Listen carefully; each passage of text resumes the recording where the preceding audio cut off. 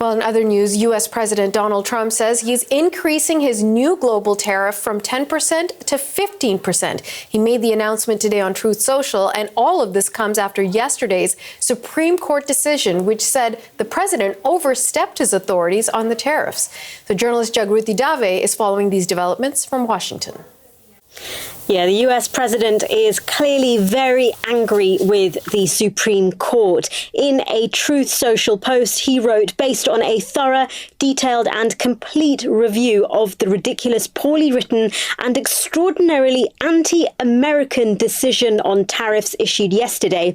He says, I, as president of the United States, will be effective immediately, raising the 10% worldwide tariffs on countries to the fully allowed and legally tested 15% level. So this is replacing the 10% tariffs that he announced to replace those EPA tariffs, those Emergency Powers Act that he used to invoke unilateral reciprocal tariffs on countries worldwide, including allies.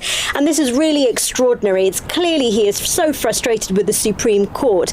Now, these tariffs, these legally tested tariffs, what he can do is the maximum is 15%. That is the maximum he can do. And they last for 150 days. If he wants to extend them, Congress needs to do that. So there are limitations to these tariffs that were not in place on the previous tariffs. And this is an executive order that he signed under Section 122 of the Trade Act of 1974. And these narrow parameters mean that some of the justifications that he used to levy those previous tariffs no longer remain. So things like the trade deficit is a reason why he can leverage tariffs. Now, crucially, the goods under the USMC, the US-Canada-Mexico trade agreement, are not applicable in these. But also there are sectoral tariffs that already exist, which are untouched. So things like goods like lumber, like car parts, like steel, aluminium, tariffs on those products still remain for Canada.